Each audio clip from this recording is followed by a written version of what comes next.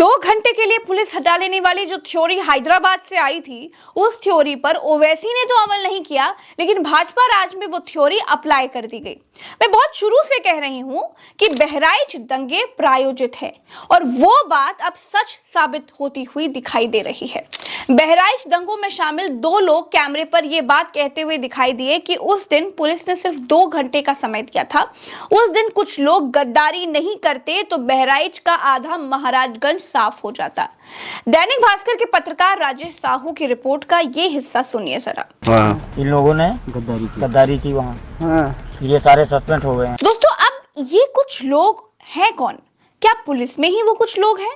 आगे जानेंगे। दोस्तों, बहराइच दंगों में शामिल लोग आगे कहते हैं कि गद्दार पुलिस वालों को हटा दिया गया है। दुनिया अब तक यही समझ रही थी कि पुलिस वालों को ठीक से ड्यूटी न करने के कारण हटाया गया है, लेकिन बवाल में शामिल लोगों का कहना का मतलब बिल्कुल साफ है कि ठीक से दंगा ना होने देने के एवज में उनको हटाया गया है। ऐसे पुलिस वालों को तो हटा ही देना चाहिए। जब 2 घंटे का समय दिया था तो फिर लाठीचार्ज करने की क्या जरूरत थी? दोस्तों, आगे दंगों में शामिल व्यक्ति कहता है कि आग लगाने के लिए कोई एक व्यक्ति तय नहीं था। जो भी आगे चल रहे थे वो आग लगा रहे थे। उसमें मुसलमानों का शोरूम, अस्पताल वगैरह वगैरह सब कुछ था और वो सब फूक दिए। भाजपा के मुताबिक कैमरे पर बयान देने वाले लोग नशेड़ी गजेड़ी हैं, उनका क्या भरोसा करना। और जहां बार बार भाजपा का जिक्र आता है, हमारे ख्याल से भाजपा का इसमें कोई नहीं है। बाद में जानकारी मिली कि अर्पित श्रीवास्तव भाजपा के भारतीय जनता युवा मोर्चा के नगर अध्यक्ष हैं। इसके अतिरिक्त भाजपा का मेरे विचार से कोई इसमें है नहीं। और उपद्रवी लोग थे, ज़्यादातर लोग नशे में थे और सब लोग ये कह रहे थे कि ये हमारा भाई है। विधायक जी, अगर यही बात है तो फिर भरोसा तो आपके बॉस की बात पर भी नहीं करना चाहिए। ऐसा नहीं है कि हर नशेड़ी आदमी झूठ ही बोलता है। ऐसा भी नहीं है कि नशा करने वाले व्यक्ति की बात का कोई भरोसा नहीं होता है।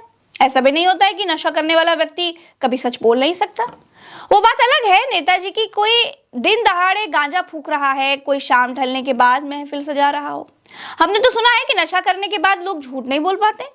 खैर, दूसरी तरफ अगर आपकी बात पर भरोसा करें कि ज्यादातर लोग नशे में थे, तो क्या दुर्गा विसर्जन अब नशे में होने लगा है? इसका मतलब नशे में मुस्लिम इलाके में बवाल किया गया या फिर नशेड़ी लोगों को दंगा करने के लिए प्लान किया गया? क्योंकि दुर्गा विसर्जन में कोई भक्त कभी शराब पीकर या फिर गांजा पीकर के तो नहीं जाता होगा। जो बात मैंने पहले कही थी फिर मैं दोहराता हूं, उत्तर प्रदेश में दंगा कराने का काम बहराइच में अगर किसी ने किया तो भारतीय जनता पार्टी के नेता उसमें शामिल थे। दोस्तों, दंगों में जिन लोगों के नाम सरकारी पन्नों पर चढ़े हैं, उनका धर्म सुनकर आपको पक्षपात की बू बिल्कुल साफ आने लगेगी। पहला नाम है असलम का बेटा अल्ताफ, अंसार अहमद का बेटा अनवर, जाहिद का बेटा तालिब, रमजान का बेटा नफीस, आमीन का बेटा नौसाद, मुनौ का बेटा सलाम बाबू, दानिश का बेटा गुलाम यश, मोहम्मद तुफैल का बेटा अनवार अशरत, मोहम्मद अली का बेटा मोहम्मद एहसान, मोहम्मद शफी का बेटा मोहम्मद अली, नजीर अहमद का बेटा दोस्त मोहम्मद, अब्दुल शाहिद का बेटा मोहम्मद जाहिद और गुलाम सैयद का बेटा शूद आलम, मोहम्मद नसीम का बेटा मोहम्मद इमरान, मोहम्मद नसीम का बेटा जीशान आदिल, तलीम का बेटा रिजवान, लतीफ का बेटा फुलकान, लतीफ का बेटा इमरान, अयूब का बेटा समुद्दीन, अनवर का बेटा इमरान, भग्गन का बेटा मिराज, पीर आमिर का बेटा आमिर, गुलाम का बेटा शहजादे, मोहम्मद नसीम का बेटा मोहसिन, मोहम्मद शमीम का बेटा शहजादे और मोहम्मद शमीम जैसे 31 लोगों को गिरफ्तार किया गया है। अब आप नाम देख लीजिए, ये लोग कौन हैं? इन लोगों ने आपस में डांडिया खेलकर दंगे तो नहीं कर दिए होंगे, लेकिन ज्यादातर नाम तो एक ही धर्म के हैं। किन लोगों ने गोपाल को छत पर चढ़ाया था भाई? किन लोगों ने दुर्गा पूजा में आपत्तिजनक गाना बजाया था भाई? कौन लोग थे वो जिन्होंने बवाल शुरू किया? किसी को कुछ नहीं मालूम। बहराइच दंगे के बाद एक ही पक्ष खटगरे में खड़ा किया गया है, जैसे कि दंगा सिर्फ एक ही पक्ष के लोगों ने किया हो। दंगे के बाद जैसे कि भाजपा हमेशा करती है, 23 लोगों के घर गिराने का नोटिस लगा दिया गया। मामला सुप्रीम कोर्ट पहुंच गया। सुप्रीम कोर्ट का पहले से आदेश है कि धर्म देख करके या फिर किसी घटना के बाद किसी का घर नहीं गिराया जाएगा। सुप्रीम कोर्ट ने घर गिराने की कार्रवाई को रोकते हुए कहा कि बुलडोजर चलाकर तो दिखाओ। तब जाकर बुलडोजर पर रोक लगी। न्यायमूर्ति BR गवई और न्यायमूर्ति KV विश्वनाथन की पीठ के सामने बहराइच में बुलडोजर एक्शन पर तत्काल सुनवाई की मांग की गई थी। कोर्ट ने कहा जब तक इस पर ठीक से सुनवाई ना हो बुलडोजर नहीं चलेगा। दोस्तों, जैसे ही कोई घटना होती है वैसे ही सरकार को याद आ जाता है कि गुरु घर गिराना है, और घर किसी मुसलमान का निकल आए, किसी यादव का निकल आए तो क्या ही कहने, अंधा क्या मांगे दो आंखें। भारतीय जनता पार्टी की रणनीति रही है कि लोगों को बांटो, शाम दाम दंड भेद करो और चुनाव जीतो। ये कोई नई बात नहीं है। आपको थोड़ा पीछे जाना पड़ेगा कि जिस प्रकार से उत्तर प्रदेश में 2013 का दंगा हुआ था और उस दंगे की रणनीति जो भी थी उसमें भारतीय जनता पार्टी के लोग भी पीछे से पाए गए, चाहे वो फर्जी सीडी चलाने का मामला हो, चाहे तमाम दूसरे मामले हों। और इसमें जाहिर सी बात है भारतीय जनता पार्टी को उत्तर प्रदेश में ही नहीं देश में भी कहीं ना कहीं उसका फायदा मिला था। और मोदी सरकार को आने में हम मानते हैं कि 2013 के मुजफ्फरनगर दंगे का बहुत बड़ा हाथ रहा है। इसके अलावा 2017 में जो भारतीय जनता पार्टी की योगी सरकार बनी थी उसमें भी 2013 के दंगे का महत्वपूर्ण स्थान मैं मानता हूं, क्योंकि मैं मुजफ्फरनगर से ही बिलोंग करता हूं। मुजफ्फरनगर में कभी भी इस लेवल का दंगा नहीं हुआ कि दंगा गांव तक पहुंच जाए। दुर्भाग्य की बात यह है कि इस बार जो दंगे हो रहे हैं वो गांव तक पहुंच रहे हैं। पहले दंगे शहरों में होते थे, हमने देखे कि अलीगढ़ में दंगा हो गया, मेरठ में कोई दंगा हो गया और प्रशासन उसको दबा लेता था और वो कवर हो जाती थी चीजें, बात खत्म हो जाती। लेकिन इस बार जो दंगे हो रहे हैं ये गांव में जा रहे हैं, गांव को चपेट में ले रहे हैं। ये दुर्भाग्यपूर्ण बात है। इसके अलावा हम देखते हैं कि जिस प्रकार से सत्ताधारी दल के लोगों के नाम आ रहे हैं, सत्ताधारी दल के ही विधायक और जिम्मेदार जनप्रतिनिधि ही FIR में अपने लोगों के नाम लिखवा रहे हैं, तो ये जताता है कि भारतीय जनता पार्टी की मंशा चुनाव में लेके क्या फायदा लेने की है, आप क्या करना चाहते हैं।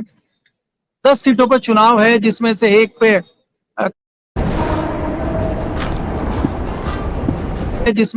पे कानून व्यवस्था के चलते रोक लगी हुई है। 9 सीटों पे चुनाव होने हैं और मुजफ्फरनगर की भी पीरापुर सीट है जहां पे चुनाव होना है, इसलिए मुजफ्फरनगर भी दंगे की जड़ में है। बाकी आप बहराइच में देख रहे हैं कि किस प्रकार से घटना लगातार हो रही है।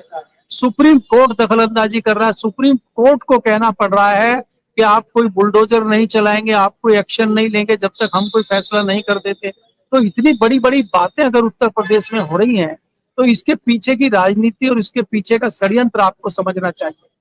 भारतीय जनता पार्टी प्रदेश ही नहीं देश में भी सरकार बनाने के लिए किसी भी हद तक जाने को तैयार है। आपने पिछले दिनों देखा हरियाणा में किस तरह के षड्यंत्र भारतीय जनता पार्टी के सामने आए।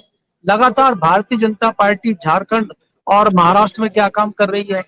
तो भारतीय जनता पार्टी किसी भी कीमत पर चुनाव जीतना चाहती है, चाहे उसके लिए उसको कुछ भी करना पड़े। और मुझे लगता है कि इस घटना को भी कहीं ना कहीं चुनाव से जोड़ के ही हमें देखना होगा। दैनिक भास्कर के रिपोर्ट में जो लोग पुलिस की मिली भगत की तरफ इशारा कर रहे हैं, क्या इसकी जांच होगी? क्या पुलिस ने जानबूझकर दंगा कराया? जब मालूम था कि गोपाल की जान बवाल में ही गई है तो फिर 5000 लोगों के साथ शव यात्रा निकलने क्यों दी गई? पुलिस की मौजूदगी में दुकानें, अस्पताल क्यों फूंक दिए गए, घर लूट लिए गए? पुलिस ने कोई कार्रवाई आखिर क्यों नहीं की? वो लोग कौन थे जो आग लगा रहे थे? उनकी गिरफ्तारी क्यों नहीं हुई? क्यों मुसलमानों के नाम ही पुलिस के रजिस्टर में भरे पड़े हैं? मुसलमानों ने अपने शोरूम, अपने अस्पताल, अपनी गाड़ियां खुद फूंक दी क्या? कौन लोग थे फूंकने वाले? दंगे वाले दिन की कहानी खुद बीजेपी का विधायक भी सुना रहा है, FIR करा रहा है, कह रहा है कि बीजेपी का नगर अध्यक्ष बवाल कर रहा था, अस्पताल से ही भड़का रहा था। लेकिन क्या कार्रवाई हो रही है? कुछ नहीं। इस बहराइच दंगे की जांच कराई जानी चाहिए। इसके पीछे नेताओं का हाथ जरूर मिलेगा और भाजपा नेताओं के नाम अभी से ही आ रहे हैं। ऐसा क्यों होता है कि जिला बदल जाता है लेकिन दंगा कराने का स्टाइल है, जो पैटर्न है वो नहीं बदलता है। जब मैं आपके सामने वीडियो कर रही हूं ना, तभी मुजफ्फरनगर दंगों के मामले में भाजपा के पूर्व मंत्री समेत 12 लोगों के खिलाफ गैर जमानती वारंट जारी किया है कोर्ट ने। दोस्तों, भाजपा की राजनीति धर्म पर आधारित है। जब धर्म के आधार पर दो समाज आपस में बटेंगे तभी तो भाजपा की दुकान चलेगी ना, इसमें तो कोई दो राय नहीं है। वरना आप सोचिए, जो योगी आदित्यनाथ अब तक इस बात पर बड़ा कॉलर ऊंची करते थे कि उनके राज्य में एक भी दंगा नहीं हुआ, उनके राज्य में दंगे कैसे हो रहे हैं? सवाल तो बहुत बड़ा है। इस सवाल का जवाब सब जानते हैं। जब आप जानते हैं तो कमेंट में लिखिएगा, इस वीडियो को खूब खूब खूब शेयर करिएगा ताकि सब तक ये वीडियो पहुंच जाए और लोगों की कुछ आंखें खुल सके, ये अंधभक्ति का चश्मा लोगों के आंखों से उतर सके और लोग सच्चाई देखना लग जाएं। इस वीडियो में इतना ही, हमें दीजिए इजाजत, हम चलते हैं, फिर मिलेंगे अगले वीडियो में। राम राम तो असलाम, जय हिंद। चैनल को सब्सक्राइब जरूर कीजिएगा, आप ही हमारी शक्ति हैं, हमारी शक्ति बने रहिए। नमस्कार। आपको ये वीडियो कैसी लगी, पसंद आई हो तो इसको लाइक कीजिए और शेयर कीजिए। अगर आप हमारे कायनात अपडेट यूट्यूब चैनल पर नए हैं तो बराए मेहरबानी हमारे इस चैनल को सब्सक्राइब कीजिए और अपनी राय कमेंट बॉक्स में जरूर दीजिए।